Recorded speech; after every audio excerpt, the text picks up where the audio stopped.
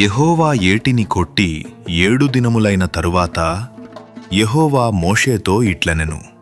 నీవు ఫరో యొద్దకు వెళ్ళి అతనితో నన్ను సేవించుటకు నా జనులను పోనిమ్ము. నీవు వారిని పోనీయనొల్లని ఎడల ఇదిగో నేను నీ పొలిమేరలన్నిటినీ కప్పల చేత బాధించెదను. ఏటిలో కప్పలు విస్తారముగా పుట్టును.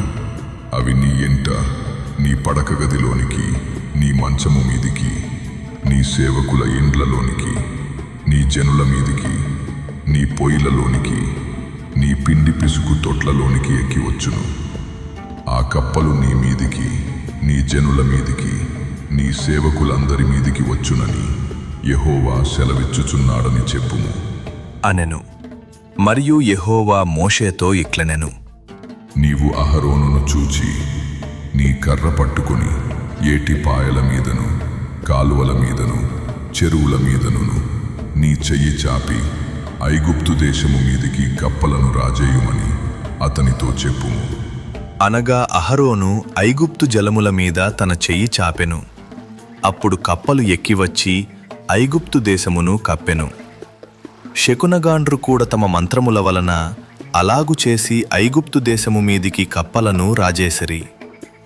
అప్పుడు ఫరో మోషే అహరోనులను పిలిపించి, నా యొద్ద నుండి, నా జనుల యొద్ద నుండి ఈ కప్పలను తొలగించుమని యెహోవాను వేడుకొనుడి.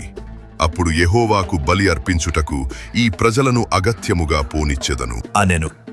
అందుకు మోషే, నన్ను గెలిచినట్టుగా నీవు అతిశయింపవచ్చును.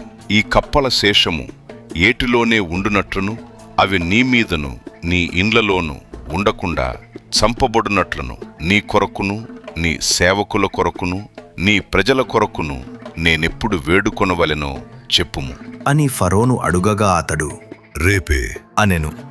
అందుకతడు, మా దేవుడైన యెహోవా వంటి వారు ఎవరునూ లేరు అని నీవు తెలుసుకొనున్నట్లు నీ మాట చొప్పున జరుగును.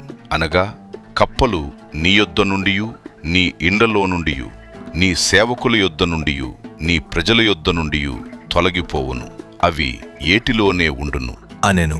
మోషే అహరోనులు ఫరో యొద్ద నుండి బయలువెళ్ళినప్పుడు యెహోవా ఫరో మీదికి రాజేసిన కప్పల విషయములో మోషే అతని కొరకు మొరపెట్టగా, యెహోవా మోషే మాట చొప్పున చేసెను గనుక ఇండ్లలోనేమి, వెలుపలనేమి, పొలములలోనేమి కప్పలు ఉండకుండా చచ్చిపోయెను.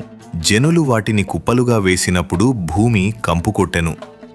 ఫరో ఉపశమనము కలుగుట చూచి యెహోవా సెలవిచ్చినట్టు తన హృదయమును కఠినపరుచుకొని వారి మాట వినకపోయెను.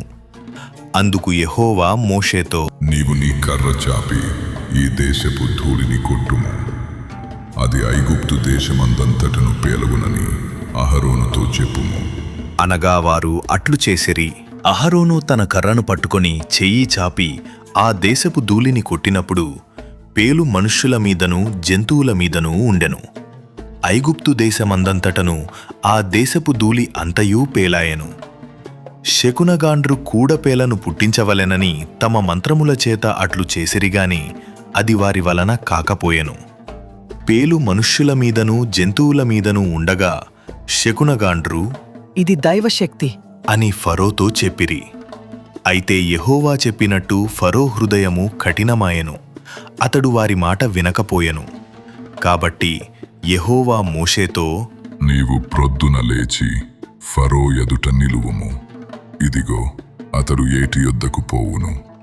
నీవు అతని చూచి నన్ను సేవించుటకు నా ప్రజలను పోనిమ్ము.